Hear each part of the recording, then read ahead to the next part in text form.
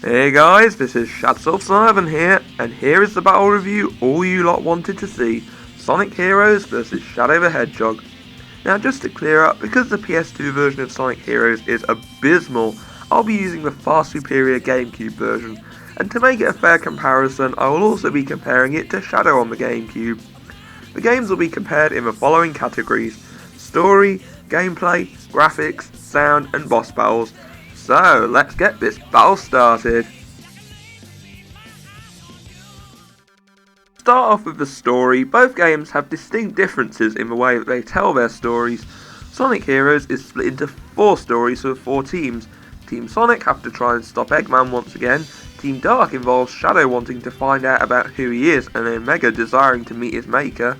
Team Rose try to find Froggy and Chocola, and Team Chaotix get a job, and towards the end all the teams meet up to fight Metal Sonic.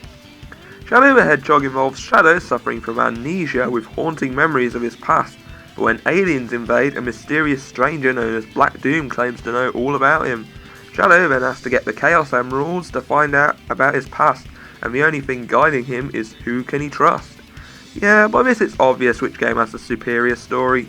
Sonic Heroes stories were essentially just a reason for the gameplay to happen, and after the epic Sonic Adventure 2 battle, we get this. Shadow the Hedgehog, on the other hand, at least makes more room for character development and does a better job at keeping the player engaged, plus there are a grand total of 11 endings. All I hear now though is complaints about the last story making the other endings pointless, and this was never really brought up much until Some Call Me Johnny mentioned it in his review. Think about it this way though, in order for the series' storyline to continue, there has to be at least one true ending for the games to follow on to, otherwise people will just end up getting confused in the later games as to why did the character follow this ending. But whether or not you found this to be a big deal though, Shadow's story is still better written, as Sonic Heroes suffers from some truly atrocious lines, but I'll get more onto that later. So the first point goes to Shadow. Its story was deeper, characters were more interesting, and it doesn't have as much cringeworthy dialogue. Much like the story, the graphics for both games go for slightly different looks to them. Sonic Heroes has more bright and vibrant designs like sunny beaches, futuristic cities, and neon casinos. There's not great originality in the environments, as we have seen most of these locations from one Sonic game or another, but they are still pleasing to the eye. There aren't as many cutscenes this time around, but there's a much greater abundance of CGI cutscenes than before, so the animation is more crisp and the lip syncing is better. The in-game frame rate is a lot more robust than the PS2 version as well. Shadow the Hedgehog obviously goes for a more darker tone to it and has more desolate locations that look like they're under war, and the designs feel more unique than Sonic Heroes. Whilst the tone is dark, there are also some bright levels like the digital circuit. There are more cutscenes in this game, but most of them are game cutscenes, and there are even fewer CGI cutscenes than Sonic Heroes.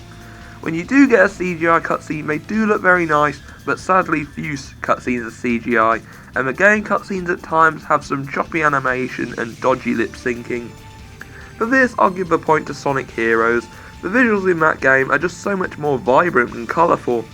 I did like the dark atmosphere with Shadow the Hedgehog, but aside from the city levels and a level in the air fleet, there wasn't a great feel of the dark story to it. And whilst it has more unique locations than Sonic Heroes, they do reuse similar designs for levels. That and the levels just look more appealing in Sonic Heroes. Tough call, but Heroes only just edges it. As expected, the games also go for different directions in their musical style. Sonic Heroes goes for more upbeat music, mostly rock, but others like Frog Forest and Bingo Highway also complement their level well. My personal favourite level theme is Bullet Station.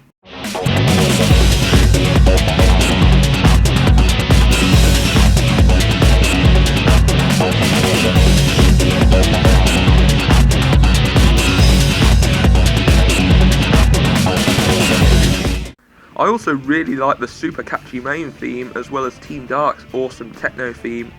Shadow the Hedgehog goes for a more darker sounding tone to it. These music tracks are not as upbeat as Sonic Heroes, but there are some great tunes that emphasise the dark tone well.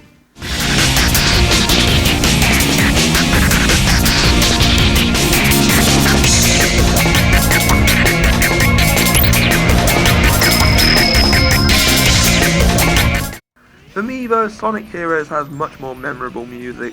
I found nearly all of the tracks a joy to listen to.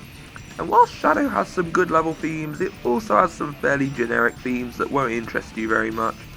Also, aside from the main theme, I Am All of Me by Crush 40, I found the rest of the vocal songs unmemorable in comparison to Sonic Heroes. However, in terms of voice acting, I might have to go for Shadow the Hedgehog. Whilst with the exception of Tails, Big and Metal Sonic, most of the voices in Sonic Heroes aren't bad, but the writing here is the real culprit. Throughout the story, the dialogue is filled with Sonic and friends saying some really embarrassing lines. Didn't you know? We have a date with Eggman too! Is that so? Well then, it'll be a date to die for. Hey! That's my line! Sonic, you have literally never once said that line. While some may argue that it gives the game a more cheesy appeal, I rarely found it funny and more cringeworthy than anything else. At least with Shadow the Hedgehog, the tone of the writing is more engaging and steers clear of this overdose of cheesiness. Here, the 4Kids voice actors are their usual mixed bag. While Sonic is no longer spouting ridiculous lines, his voice could have done with more emotion. But to me, Jason Griffith was the perfect voice for Shadow, as he was just so dark and mysterious like his character. If he says he knows the truth about who I am, then like it or not, I have to believe him. The only way I'm gonna get the secrets to my past is to get those Chaos Emeralds. Other voices range from annoying, to passable, to really good, plus the introduction of my favourite voice actor in the Sonic series, Mike Pollock. So both games will get a point here. Sonic Heroes for its upbeat and catchy music, but Shadow the Hedgehog for better voice acting. For boss battles, I'm just going to be blunt. The bosses were one of the weakest aspects of Sonic Heroes. There were really only 3 types of bosses: the usual Eggman robots, a battle against another team, and a wave of enemies. The problem with these battles though is there's zero strategy. For the Eggman robots, I mostly just use power on Egghawk, speed on Egg Albatross, and flight on Egg Emperor. And if you're struggling with these fights, you can just keep attacking until your team blast gauge is full. The team battles try to incorporate a rock paper scissors formula, but I found it best to use speed and just do this. This is mindless attack spamming crap at its worst. Honestly, the best boss battles are the enemy waves, because at least they had some level of strategy as to which character would be best to use and who to level up. That's really sad that the best boss battles aren't even bosses at all, just regular enemies. The only hard boss is Egg Emperor, and he's the only battle which I would label cheap. He does not give you a fair fight, as he often likes to throw attacks at points where you can't dodge them, like when you're in the air, totally defenseless, and knock you off the edge. This boss can go to hell. With Shadow, again, there are 3 types of bosses you fight: aliens, gun vehicles, and Eggman. Whilst these fights are mostly short, they at least have more strategy to beating them than just spamming, and are more varied and fun. As far as final bosses go, Shadow is the definite winner. Metal Overlord pretty much revolves around building up your attacks, then keep team blasting him, and he's really easy. Devil Doom, on the other hand, is a souped up Black Doom tearing apart the city and using its debris as a shield. This fight is both intense, epic, and a lot more enjoyable. Sure, the rest of Shadow's bosses aren't great, but they're gold compared to the crap in Sonic Heroes. And now we come to the decider, the gameplay. 2 points for whoever wins this round. Let's start with Sonic Heroes. I mentioned how the story fell flat compared to the Sonic Adventure games, but it is just a Sonic game, and story really doesn't matter as long as the game is fun. This game adopts a unique team-based style of gameplay, where you can control 3 characters at once. The speed character is the fast runner and attacker, who can do the homing attack, cause a whirlwind, jump off walls, dash along Trail of Rings, and do Rocket XL, aka the most useless move in the game. That aside, all these skills mean they're usually the characters you use most often. Power characters are the strong combat types who can beat enemies more effectively, and they can also do a triangle glide across fans. Lastly is the flight character, who can fly and shoot the other characters at enemies. These are the characters I like to use least, as they're sluggish and have very floaty jumping control. Your characters can also be leveled up throughout the levels to give them stronger attacks. Play control is a little loose compared to the Sonic Adventure games, and there is sometimes the problem of the light dash and attack both being the B button. but the buttons still respond well and they're much better than the PS2 version. The game has a total of 4 teams which all have their differences. Team Sonic's gameplay is speed oriented, Team Dark are more combat involved, Team Rose have shorter levels, and Team Chaotix have mission based levels. This does mean you have to play through the game with all 4 teams, and even though their levels have slight differences, they can still feel too samey at times. Particularly Team Sonic and Team Dark's levels can feel very identical. By this you'd probably assume that I like Team Chaotix's levels the best, as they have more variety to them. Well actually no, this team is in fact my least favourite to play as, because the tasks given, whether it's finding hermit crabs, collecting rings or defeating enemies, if you go through the level and miss just one, you have to go back to the beginning of the level and search again. I also didn't really like the stealth levels where you have to not get detected by the enemies, mostly because I just prefer to use brute force when it comes to Sonic games. These levels are often tedious. Team Dark were probably my favourite team to play as, because they're the most powerful and the high amount of enemies in the levels means it's easier to level up your characters. The levels in this game are really big and go back to the formula of the classic games with 2 acts and then a boss battle. I like how the levels are designed and it makes good use of all character types without over or underusing any particular type. The other thing that's great about the levels is that each area has its own unique gimmick to it to keep them fresh, whether it's the casino's pinball tables or the frogs that cause rain to grow plants. It's nice to see the levels have variation to them, and my favourite level is Egg Fleet. There is linearity to the gameplay as it is really just A to B, but some levels have both simple ways to get through and daredevil ways which get you more points, so risk rewarding is incorporated here as well. The game also brings back special stages where you have to chase for Chaos Emeralds, and you need all of these to unlock the final story. The game also has a multiplayer option which can consist of racing, battles and various other things. It's okay, but these matches can often be too brief, and most of the options are locked and you have to get emblems to unlock them. You can get emblems by beating the regular levels for the first time, but you can also try the B levels which are different for each character. For Team Sonic it's racing to the end in an allotted time, for Team Dark it's defeating 100 enemies, for Team Rose it's collecting 200 rings, and Team Chaotix is pretty much just hard mode for their regular missions. Some feel really tasking and getting all the A ranks can be quite frustrating. And unfortunately, frustrating is something you'll frequently describe this game as. For one, the controls are fine except for the camera. If you're using the analog stick, be careful not to push up or else you'll go into this awkward first person view and it can make surroundings hard to see and get a good angle on. I also really hated the casino stages of the pinball tables as I felt virtually no control over the characters in ball format. It's like I can kinda control it, but more often than not they just go wherever they want, and it's all over the place. The rail grinding was also piss poor, as certain levels required you to jump from rail to rail, but if you're not careful your character will just jump off the rail into a bottomless pit below, or change directions? Sorry, but when I'm having to switch between flight and speed to make sure I don't run into bad game design, that just ruins things for me, and also shit like this I just can't let slide. But the absolute worst though are the special stages. I'm not going to sugarcoat anything here, these stages are fucking atrocious, and the main issue here is the controls are absolutely mangled.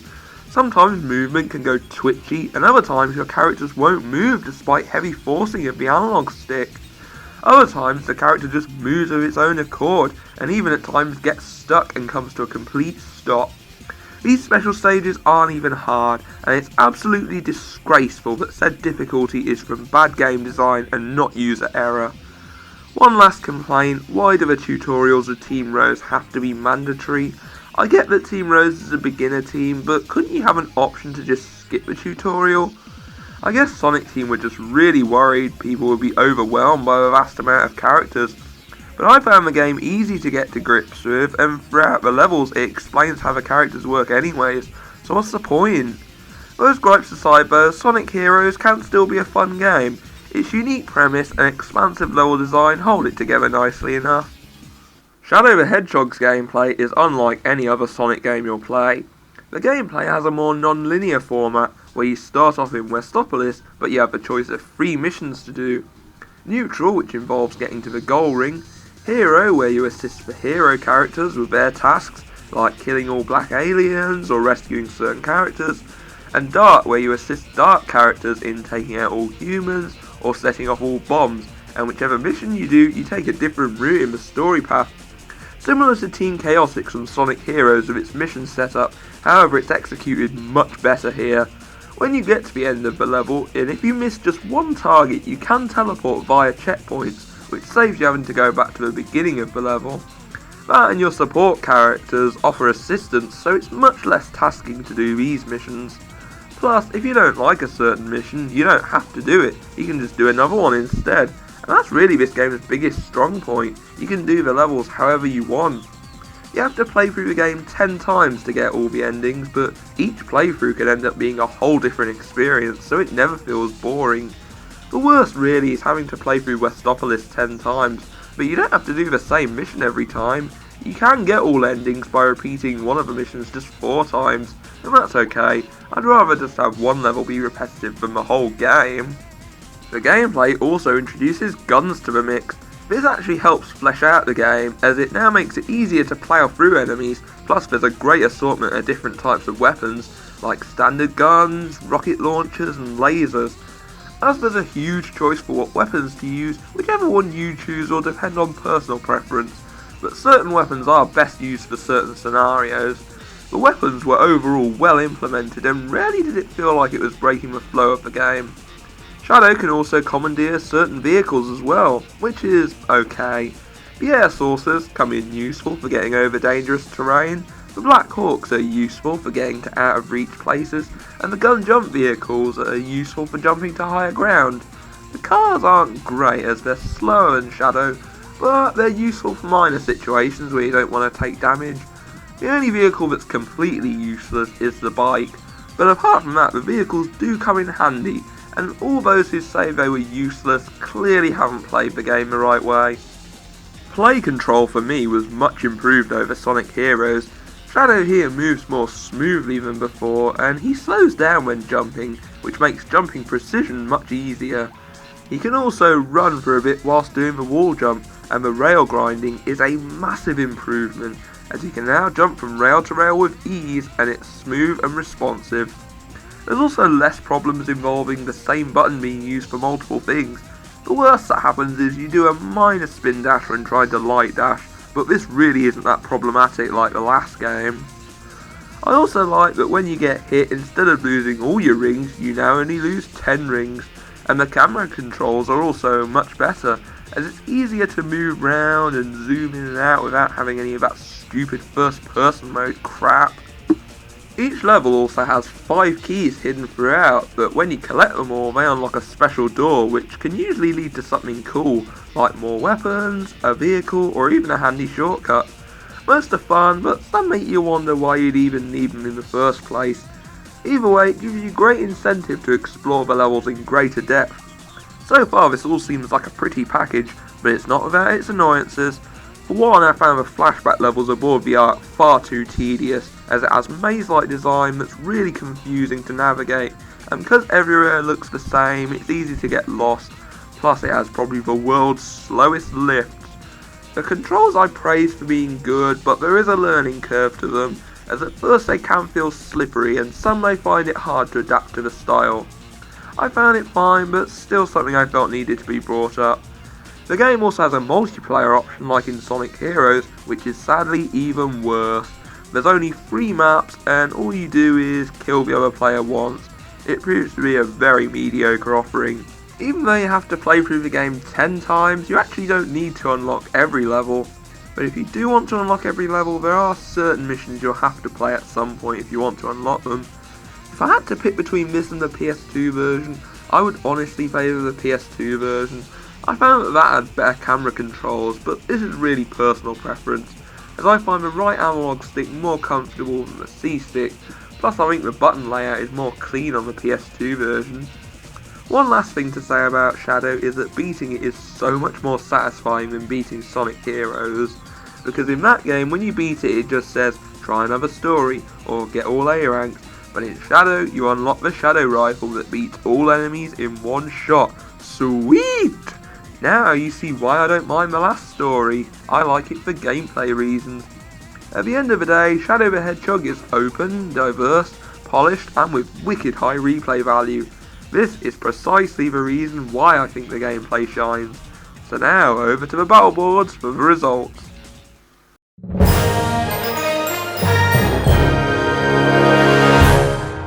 Shadow the Hedgehog is the winner!